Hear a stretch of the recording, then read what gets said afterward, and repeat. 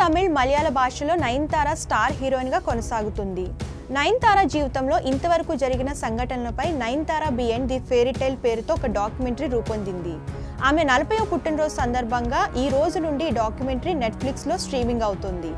ఈ డాక్యుమెంటరీలో నయనతార మాట్లాడుతూ, నా బాల్యం చాలా సాదాసీదాగా సాగిపోయింది.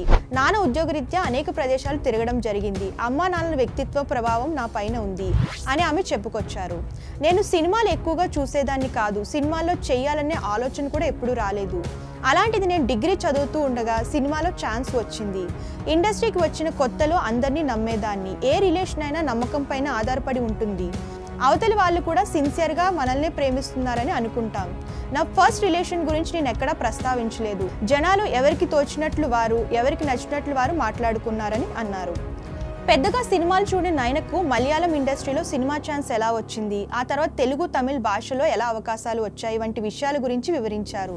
అటు పర్సనల్ లైఫ్, ఇటు ప్రొఫెషనల్ లైఫ్లో నిరాశ నిస్పృహల్లోకి వెళ్ళిన తరువాత నయనతార ఎలా స్ట్రాంగ్ కంబ్యాక్ ఇచ్చిందనేది తెలియజేశారు. సినిమా ఆఫర్స్ తగ్గిన సమయంలో star hero Akkineni Nagarjuna phone చేసి బాస్ చిత్రంలో నటించమని అడగడం, బ్రేకప్ అయిన సమయంలో శ్రీరామరాజ్యంలో సీత పాత్రలో నటించే అవకాశం రావడం గురించి తెలియజేశారు. శ్రీరామరాజ్యం నా చివరి సినిమా అనుకున్నాను. ఆ తర్వాత సినిమాలు చేయకూడదని నిర్ణయించుకున్నాను.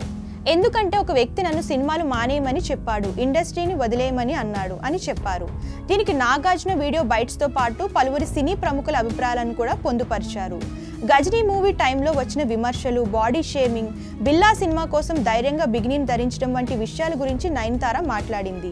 లేడీ సూపర్ స్టార్గా ఎదిగిన క్రమాన్ని వివరించింది.